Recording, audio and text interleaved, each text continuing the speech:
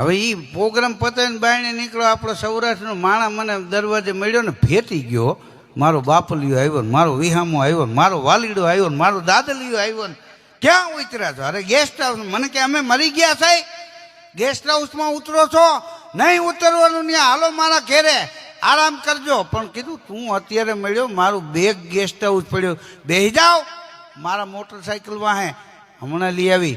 હું તો એને મોટરસાઇકલ વાહે બેઠો, રાતે 2:15 વાગે ગેસ્ટ હાઉસ પૂગ્યા, રૂમ ચેકઆઉટ કરાવ્યો, બેગ લીધો, એને પૈસા આપી દીધા અને એના મોટરસાઇકલ વાહે બેઠો. 3:15 એના ઘેરે મુંબઈ પૂગ્યા ને તો 7x8ની રૂમ.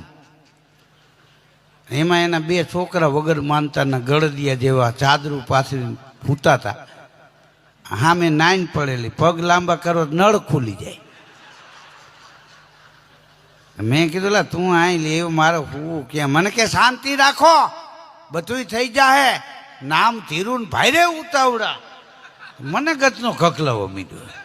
હવે મારે આ રાતે 3:30 જાવું ક્યાં? હું અદબ વાળીને કૂતરું કોઈ ગળી ગયું એમ ઉભો રહ્યું.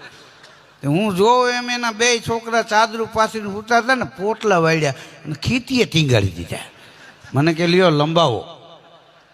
કીધું તમે 2 માણા ક્યાં હુઓ? જાગશું. મને કે મહેમાનથી હું વધારે હોય, હુઈ જાઓ, ચિંતા કરશો માં. ઉજાગરો થાક મને, હું તો ને ખસખસાટ નીંદર આવી ગઈ. સવારે હું જઈ ગયો ને તો હું ખીતીએ ટીંગાતો હતો ને, એ 2 માણા હુતા.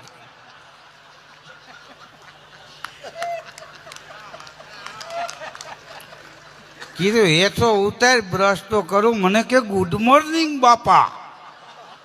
હવે ગુડ મોર્નિંગ નો દીકરો થાય આમાં. કીધું હા હા.